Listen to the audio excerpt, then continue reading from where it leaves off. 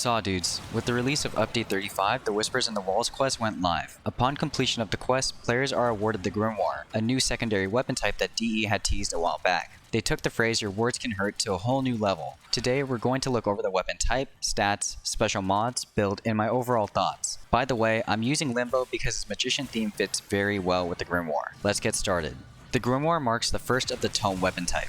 This weapon type, from what I can tell, will focus on supporting the user and its allies more than putting out insane damage numbers. It supports infinite ammo and does not use a battery mechanic like that of Fulmin. Onto the stats. The Grimoire has a base fire rate of 1.5 rounds per second and its base fire mode is full auto. The damage spread is pretty lacking when compared to other meta options. At base, it has decent crit stats sitting at 20% crit chance and a basic 2x multiplier. It deals 100 damage per shot, which is entirely made up of electric damage. This attack can deal AoE damage, but the range of the explosion is so small that I find myself forgetting about it entirely. The best part about the Grimoire's stats is its 26% status chance, but that is overshadowed by other options already. This weapon also has an alt fire, which can be activated after the bar under the reticle is filled up. The Hurtful Book will eject a voltaic orb that has a guaranteed electricity status proc. The AoE size on this is fairly big and moves slowly, meaning that it can hit enemies running down a hallway with little effort. We will come back to this later on. Next up, I want to cover the Tome specific mods since they play a pretty big part in how the weapon functions.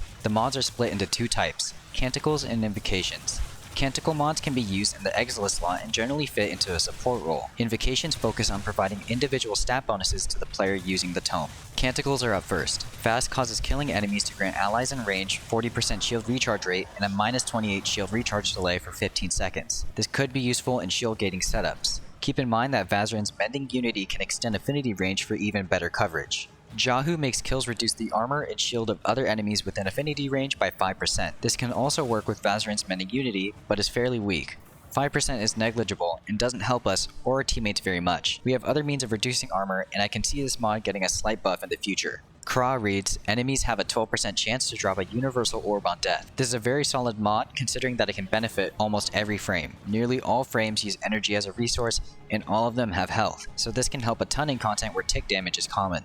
Finally, Locke states that killing enemies grants allies within affinity range plus 30% fire rate for 15 seconds. This is perfect for us and allies that are using ranged weapons. The Grimoire desperately needs fire rate to remain relevant, so this is a go-to mod if none of the other options suit your needs. Now comes Invocations. I'll simplify Netra, Riss, and Vohm since they are essentially raw stat boosts. For these three, Alternate Fire increases an ability stat by 4% for 20 seconds for each enemy hit, up to a cap of 60%. Netra increases ability efficiency, Riss increases duration, and Vohm increases strength. The only exception to this rule is the Zata Invocation. Alternate Fire hits grant 1 energy regen for 20 seconds for each enemy hit, and stacks up to 10 times. In my eyes, this is better than ability efficiency since you can get 10 energy per second for 20 seconds, assuming you get some decent positioning. Plus, if you combine this with Nourish, you can multiply the energy gains by 2 or even 3 times for ridiculous ability spam. On a lot of my builds, I have completely dropped efficiency, which opened up another mod slot. Enough of my yapping, let's go over the build. First up, we have Viral Electric. This is a hybrid build that is a jack of all trades. It can prime enemies, does decent damage on its own due to crit mods, and can offer team-wide support via the Canticle mod and our Exilus slot.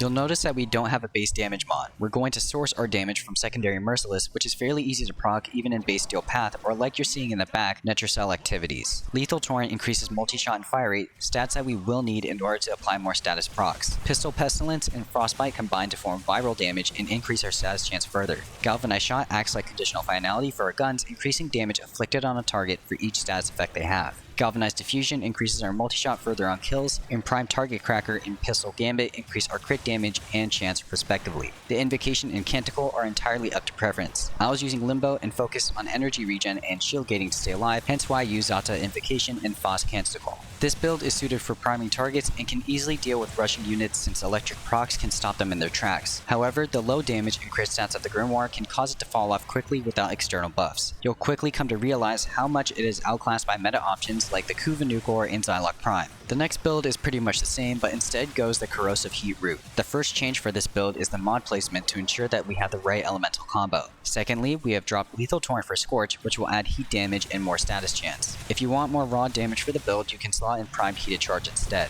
The final change is the Arcane. Since we do have heat on the build, we can use Cascadia Flare as a base damage substitute. This Arcane is perfect since it does not require kills to proc the damage bonus, only heat procs. I would consider using this build against heavily armored units like the Grimoire or the Corrupted. However, you will notice the lack of fire rate when compared to the first build because Lethal Torrent is no longer present. If you have Gauss or Wisp laying around, you might like to use them with this setup. So what do I think about the Grimoire? I personally think it is an amazing concept and blends well with the alchemy and vague science that the update brought. The whole concept of tomes is to provide buffs and assist allies rather than focus on pure damage potential. I can see what DE was trying to do. That being said, I do think that the Grimoire could use some buffs. I do think a small numbers buff would be nice, but I would like to see the Canticles buff more than anything. Support weapons should have very good incentives to use them, and right now, they're not hitting that mark. This new weapon type already requires a lot of external buffs to work in high-end activities, so I don't think buffing Canticles will break the game, but that's only my 2 cents. Let me know what you think in the comments. I hope you guys enjoyed the weapon review and build. As always, thank you for watching, and happy farming.